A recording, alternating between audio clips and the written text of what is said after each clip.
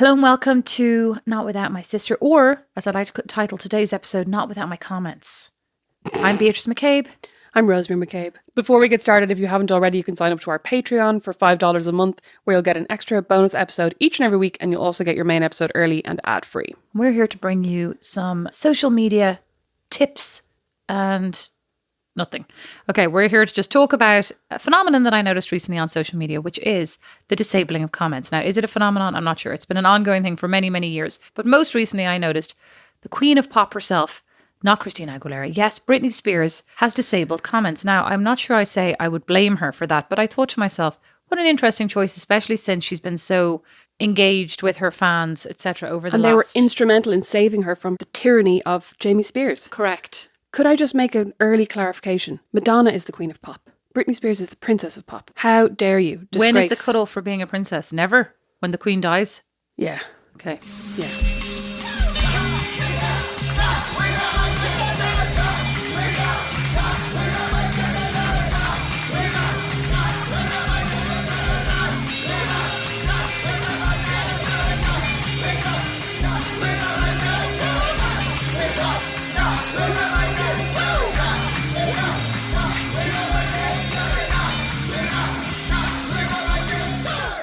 I'm trying to think now if I've ever switched comments off on my Instagram. And I don't think I have.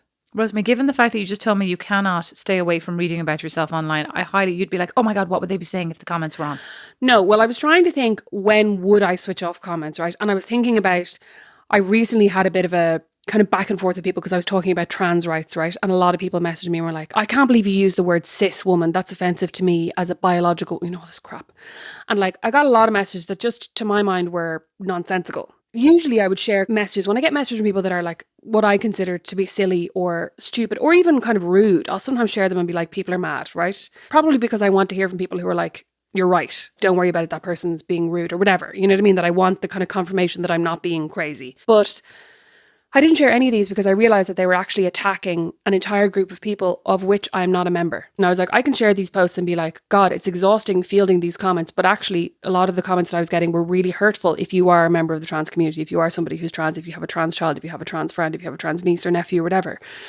So I didn't share any of them. And I was thinking, if I had put a post up about Trans Day of Visibility and I was getting those comments on that post, I might have switched off those comments for the sake of going, people don't need to see this being said about them and it's not about me. So like, I do think sometimes when I see, like very occasionally I'll see, say when RTE puts up something about Dancing with the Stars and some of the comments will be negative, not about the dance, not about the actual show, it'll be just about the person. They'll be like, I hate that person, stay to him, stay to her, whatever. And RTE will delete those comments. And sometimes people will then be giving out going, I can't believe you're deleting comments that don't agree with you. And you're like, well, it's actually off topic and you're just putting up comments that are nasty and hurtful about individuals. Those comments don't need to be there and they're not relevant. So those are the instances in which I think it makes sense to turn off comments. And I do think that on one's own Instagram, you are entitled to kind of, I hate the word curate, but you're entitled to curate that however you see fit. And if you're like, you know what, I don't want any negative comments on my Instagram, this is a place of positivity, you're entitled to do that. If you think back to, it must have been the early aughts when Sea of Shoes, fashion blogger from Texas, I think. Dallas, I think. Where's she gone? Yeah. I'm going to look her up right now. Well, she's somewhere anyway. And she and her, I think she was a very wealthy fashion individual who had a lot of designer and very good high taste, kind of good at curating her clothes, kind of one of the first outfit of the day sort of blogs. And she had a blog, right? She had a blog and now she has a baby named Henry. Nice. That's a cute name for a baby. That is a cute name. And I remember she built this community, right? So she became famous by posting her stuff and getting, engaging with the community. And then at a certain point when she got very famous and started being sponsored by bigger companies, etc., and collaborating with brands and definitely started off wealthy. So, but it became a very viable business. Her mom was involved, all this kind of stuff. Didn't her mom own some kind of, I want to say like a high-end consignment store in Dallas or something? So she wore a lot of like incredible vintage that her mom had sourced along with, she'd be like, my new $1,000 Prada boots when she was like 16 or 17. Yeah, exactly. She was very young. And, that got some people's ire up or gold up or whatever. But at a certain point, when she got very famous, she turned off her comments. And I'm sure it was because she was sick of, she was 16 or 17 and people were very, can't believe, you look hideous, horrendous outfit. Yeah. Who would wear this? Who do you think you are? You can imagine, right? Yeah. This is so ugly. Basically, people are dying. Or some of them as well. Do you know what I mean? There was people are in poverty and you're here wearing your $1,000 boots. But I do understand also that is some people's perspective, right? So there are more important things. And at the same time, then it goes back to then don't come here, then don't look here, right? Yeah. Or, use your celebrity for good, etc., all that kind of stuff. So anyway, she disabled comments and there was uproar. Now I feel like you can disable comments a la Britney and it kind of goes unnoticed because it's so ubiquitous. Everybody has a social presence and she was one of the very first to put herself out there in this kind of arena. Anyway, and absolute uproar. And I remember you and I had a lot of conversations about it. Like, does this make sense? How much do you owe your community? Because there was a lot of like, how dare she, disable comments, because I have followed her since day one. I've been her most avid supporter and now she won't engage with me anymore. So there was this kind of like cut off of engagement, because up until that she had definitely engaged with, responded to, dealt with. Yeah. And now there was suddenly like, I'm not on your level playing kind of field like anymore. I'm above this. Yeah. Like, I'm up here and I'm not open to comments or commentary or feedback at all anymore. But looking back on it now, I can imagine that for an 18 or 19-year-old, no matter how like sheltered and privileged, etc., it must have been a huge amount to deal with. Now, God, it must have been so overwhelming. And even like, I remember as well, she would put up a post, right, where it's like, my mom and I went to this market and here's what I wore. And it would be, and the mom was actually a great photographer as well, because it was great photographs of her. The and her mom was a outfits. photographer, you're right. Oh, you're right. Yeah. It's great photographs of her and her great outfits going to like some bougie antique store or some, sale or whatever. And she would tag everything she was wearing and she would tag where she'd gone and blah, blah, blah.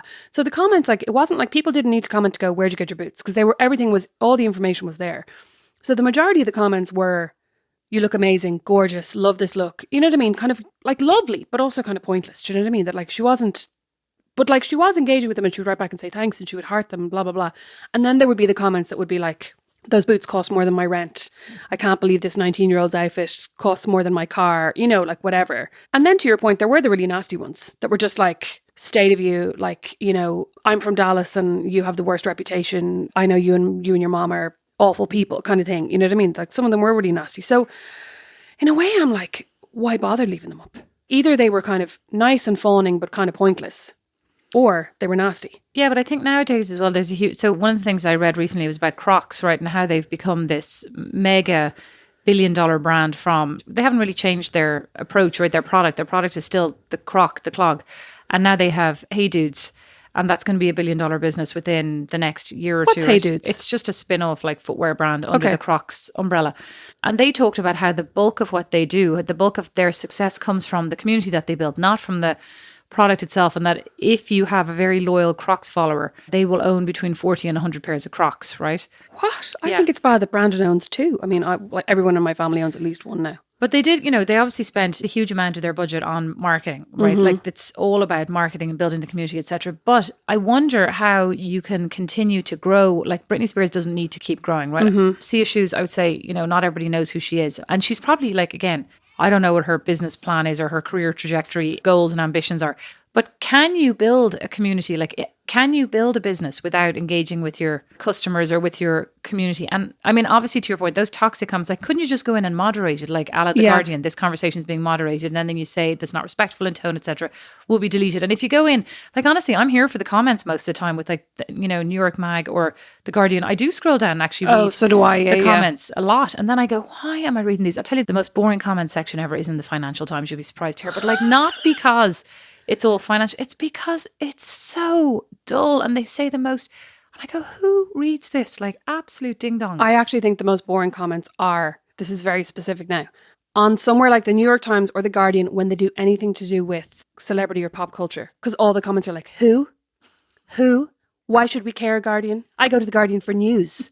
You're like, well, then why are you commenting on this post that is not about news? Why did you read all through it and then down to the comments? Well, I mean, the problem with comments, in my opinion, is that you have to sign up to make them. Otherwise, I'd be commenting everywhere, right? That's actually probably the good thing about comments. Well, maybe. We're saved. But so many people must sign up on so many platforms, like, and give their information, all this kind of stuff, to be allowed to make the most mundane or inane comments. Because, I mean, I would have commented on Kieran Culkin's, was it Esquire or GQ? I think it was... Whatever, I think it was interview. GQ, wasn't it? Where he dressed like Antonio Banderas from gas. Zorro, like a miniature version of, and in a full-on Louis Vuitton. I was like, what brand is this? One of the best comments at the bottom was, because it was a link from the New York Times? New York Times, do better. I see all these high-end fashion labels, highly expensive, Louis Vuitton, Gucci, etc. However, looks to me like Target, Neiman's. I'm like, they're not the same thing. That's like, looks to me like Primark, It was Brand Esquire. Thomas. It's actually gas. There's one photo that I'll share on our social media where he looks like he's just looking at it going, what have you got me in? Well, I was actually impressed with the amount of swagger he brought to this photo shoot. And I think we should tell everybody that we love Kieran Culkin. Oh my God, I love my short king. I love him. Prince Rosemary? Yeah. Prince, king. No, he's Prince the king. Rosemary, no. He's the king of the Culkins. Rosemary, Macaulay. He is the king of the Culkins. I agree with that.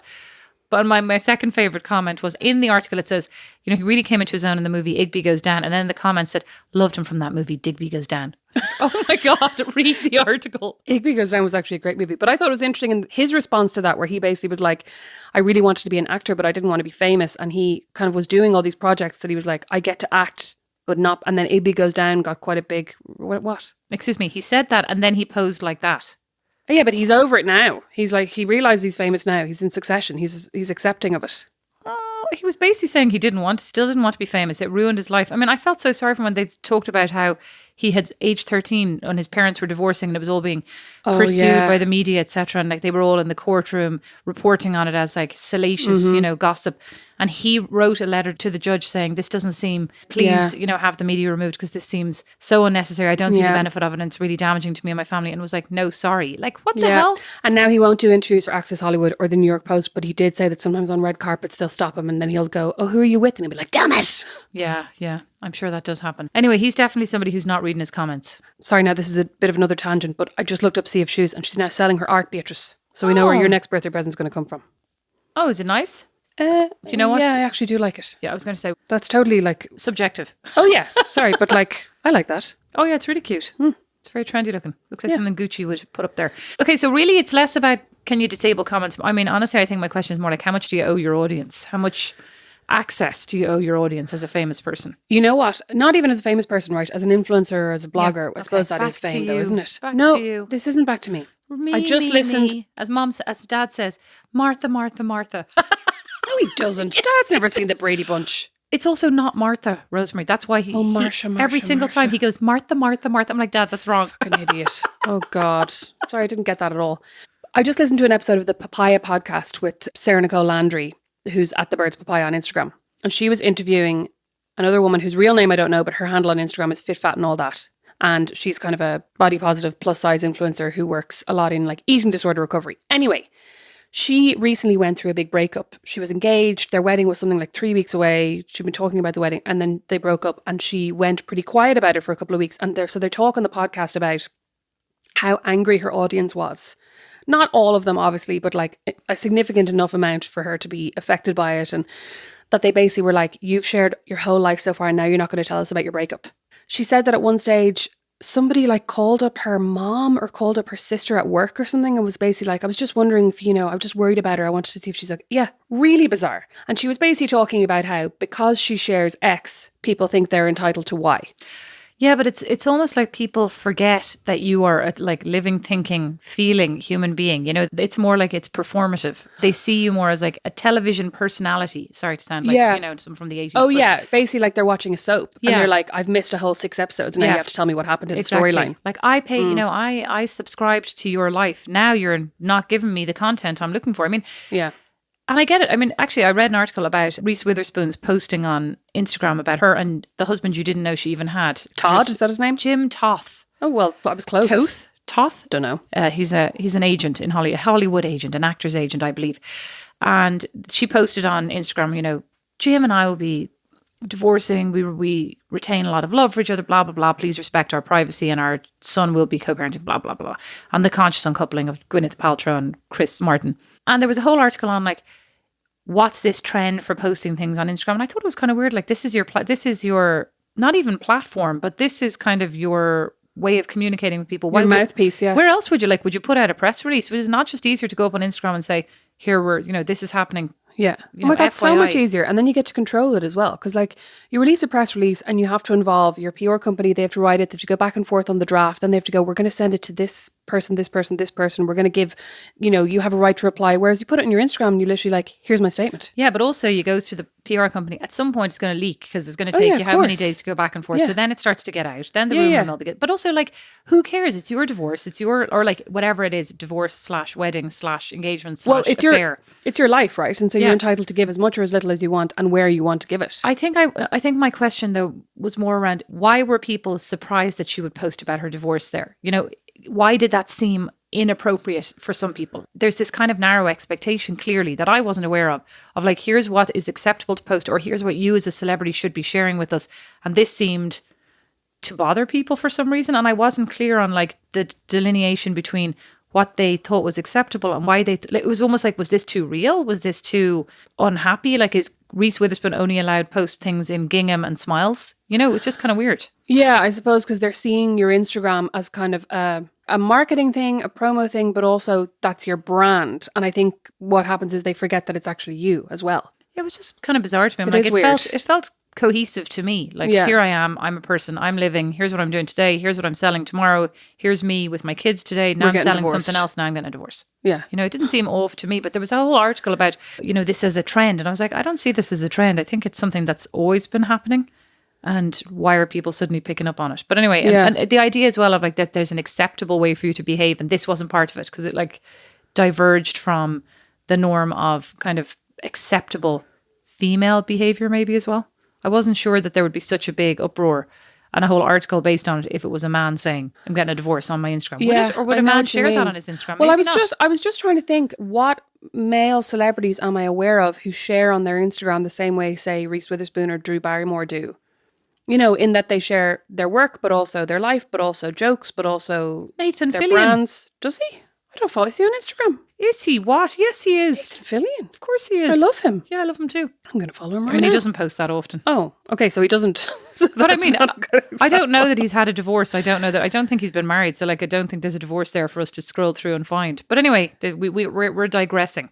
It's more about like, what do you owe at what point are you saying, I'm no longer one of you? Like, it's kind of this false access because it's kind of pretending like, oh, I'm here to chat with you. But when I don't want to, I can roll it back. When I don't want to, I can shut the window between me and the driver. Yeah.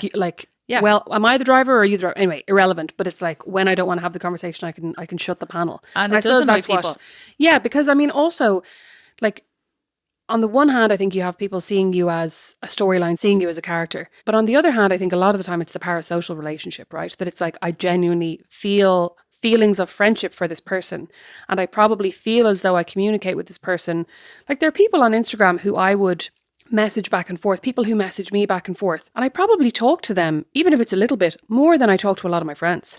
Yeah, but also if you think about somebody like Reese Witherspoon now, or See Issues, right? There is a massive social divide between them and probably the bulk of their fans, right? In terms of lifestyle. And so there's this access of, you get to kind of be in here and it gets to be very casual and you get to see what I'm doing and you get to kind of live like the other half. And then at a certain point, now you're kind of being reminded that you're living downstairs and you're being, sent back to the servants' quarters. And I actually think that that's kind of what bothers people a lot. It's like that they get this feeling of being less than when they're excluded from some of these things that they are brought in. They're made to feel like they're welcome and it's all really authentic. And then suddenly it's like, the curtains are closed, you can't see this part. And I do think that it stokes up a lot of sort of hidden kind of resentment, class resentment. Yeah, I think it's kind of that idea that we're all happy as long as we can't see somebody better beside us. Do you know what I mean? Like the idea of societies are happy if they can't see the inequality. It's also about Reese, for example. Her whole demeanor, her behavior is the girl next door, right? So she's acting like we're all here together, we're all friends. I'm chatting to you, you're chatting to me. Oh, only joking. Now do you mind like going in and doing the washing up because I'm sitting out here with my friends on the porch having a glass of champagne? I think that's the moment where it's that kind of disconnect where you're sort of jolted back to reality of like, we're not actually friends and we're not actually the same and that's not actually my lifestyle. And why does she have that and I don't? And why is she excluding me? And why can I not be allowed into this? And I think there's this weird, I think psychologically it probably is a bit of this, I'm going to get you for your comeuppance. Back to Bono. It all comes back to Bono in the end, Everything comes full circle back to Bono. Full circle back to Britney. I actually wonder if her fans feel like that about her, because I think after what's happened over the last year or two and her getting out of the conservatorship, I wonder, I would say a majority of her fans actually just think she needs to be left alone now. Maybe not a majority. I don't know. I would say that the people who went to the great extremes and lengths to have her freed actually feel a huge sense of entitlement to her, a huge sense of ownership. And I think they the see people it who as, went to the court and chanted Free Britney. And and I think they see it as really positive, and it is really positive, and it had a very positive outcome for her. But I mean, for a situation she should never have been in, etc. So like, it's, you know, it's crap to say that was really good, that turned out okay in the end. Didn't turn out okay at all, like an absolute disaster, 13 years for her. But thanks to them, you know, there was an end to it, we think. I mean, who knows what's actually going on, right? But I think that those individuals, you know, when she then pulls down the curtain and turns off comments, I would say are more outraged than anybody else. But I could be, of course, could be wrong. And you know, and maybe it's 50-50. There are probably people who are happy, like she needs to be by herself. But I mean, the level of toxic comments in her, pardon the pun, Instagram was shocking to me. To somebody who's obviously had 13 years of just, I mean, hell. Yeah. Yeah. Like, how could you come out of that and just suddenly be like, well, now I'm going to just behave like everybody else and understand life, etc. Like, obviously there's so much to process and go through, and who knows what was actually happening, you know? Yeah. Oh, poor Britney. Yeah, it all comes back to Bono and poor Britney. Bono says poor Bono, but none of us think it. And then Britney says poor, we say poor Britney, and she doesn't say it. So you see, it's different. That's the difference. From Bono to Britney and back again. Maybe that could be your book. That could be your next book, and I have lots of tips for you now that I've read your draft a few times. Your final edit. I loved it, Rosemary. It was great. It was really entertaining. I chortled several times. Thank you all so much for listening to Not Without My Sister. We love you. We appreciate you. We'll be back next week. Thanks for listening. Not Without My Sister is recorded in studio in Fort Wayne by Don Kirkland, who also wrote our theme tune, and the original illustration is by Lindsay Neilson.